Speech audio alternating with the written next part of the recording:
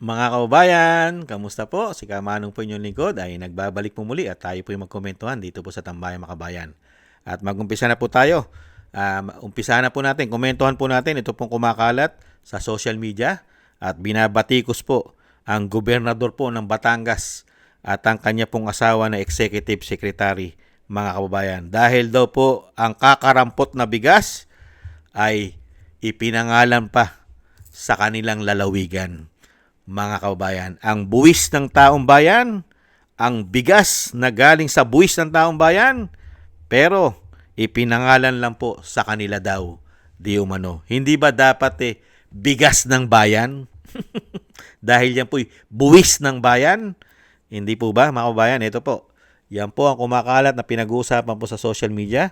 Yung bigas po, mga kababayan, ang nakalagay po sa shield o logo, ang provincial ng yan po, provincial po nila.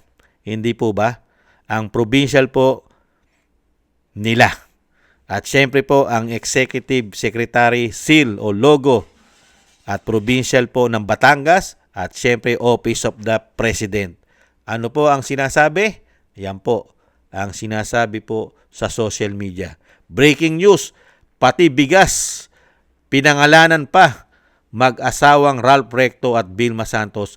Pinulitika pa ang ayudang bigas sa Batangas, mga kababayan.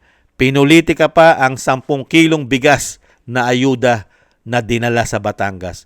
Inilagay pa matatag na Batangas ang nakalagay po. 10 kilong bigas, matatag na Batangas.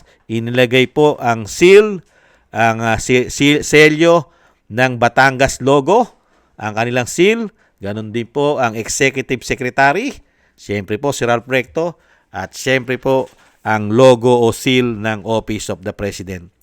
Parang sa kanila po nanggaling ang 10 kilong bigas. Para pong nanggaling mismo sa executive secretary, sa Pangulo ng Bansa, at lalong-lalo po sa gobernador ng Batangas. Mukha pong ang ayuda ay galing po sa Batangas. Ang 10 kilong bigas. Kaya po kayo nababatikos. Trapong-trapo. Trapong-trapo. Hindi po nangyari yan sa panahon ni dating Pangulong Duterte. Hindi po naglalagay ng ganyan. Buwis po ng taong bayan yan. Hindi po pera na galing po sa inyo yan. Dapat po ang taong bayan, bigyan nyo naman ng kredito. I-credit naman ninyo sa taong bayan na nagpapakahirap maghanap buhay para magbayad ng buwis. Kasama po ang mga bayani natin, mga OFW. Bigyan nyo naman ng konting kahihiyan ng mga sarili ninyo. Hindi nyo pera yan. Sa inyo lang nagdaan. Pero pera ng taong bayan yan, buwis. Bigyan nyo naman ng konting kahihiyan ng mga sarili ninyo. Hindi po ba? Bigyan nyo naman yung mga naghihirap na Pilipino. Kahit kami mahirap, nagbubuwis pa rin kami. Nagtatax pa rin kami kahit kami naghihirap sa buhay. Hindi po ba? Bigyan nyo naman kami ng konting parangal na ang aming buwis ay napupunta sa Batangas.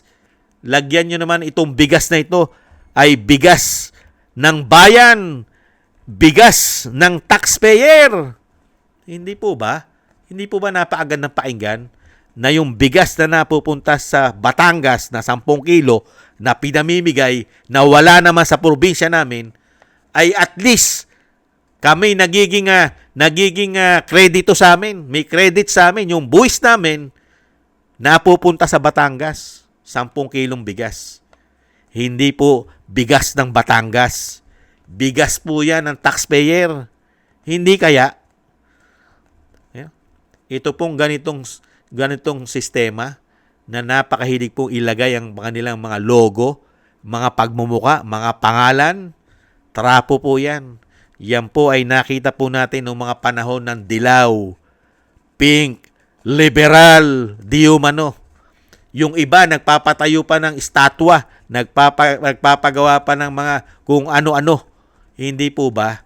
Kung ano-ano mga larawan nila, pangalan nila, nilalagay sa mga eskwelahan, basketball court. Yan po ang mga trapo ng mga politiko. Hindi po ba? Hindi nila pera, pero puro pagmumukha at pangalan nila ang inilalagay nila. Kaya nga po, pakapalan na lang ng mukha ngayon. Hindi po ba? Kakapal at kakapal talaga ang mukha mo. Lalong-lalo na kung ikaw ay trapo, di umano. Dahil hindi ka naman talaga lingkod bayan. Kaya nga gustong-gusto nilang maglingkod lalong-lalo sa panahon ngayon. Kasi ngayon, hindi na po bawal na magnakaw. Lalong-lalo po pagkakaalyado ka. Safe na safe ka sa pagnanakaw dahil wala naman po nakukulong na mga politiko pagkakaalyado nila. Hindi kaya, mga kababayan? Yan po mga kababayan, ang issue po sa Batangas. Ang Batangas po ay may sarili pong matatag na bigas. Mga kababayan, matatag na Batangas, 10 kilong bigas. Mga kababayan, hindi po sila trapo, hindi po sila buhaya, at hindi po sila magnanakaw. Matitino po sila pagka po sila ang nagsalita. Hindi po ba? Maraming salamat po sa nagusto po natin tambayang makabayan sa YouTube at TikTok. At ganoon din po sa ating mga subscribers at patuloy po nagsusubscribe. Thank you po. At sa mga nagko-comment, like, share, and subscribe, mabuhay po kayo. Shoutout po sa inyo lahat. At maraming salamat din po sa mga nagbibigay po ng tulong at biyaya. Shoutout po kay Eric Hersio ng Canada, Tatay Nick ng Canada, Mila Yi, Annie Jo, Jem Aris ng United Arab Emirates, Kingston ng Hong Kong, Jake Yahut ng California, USA, Gina Ray ng Berlin, Germany, Julieta Silona ng Sydney, Australia, Baby Roman, Ate Isa ng Cagayan, si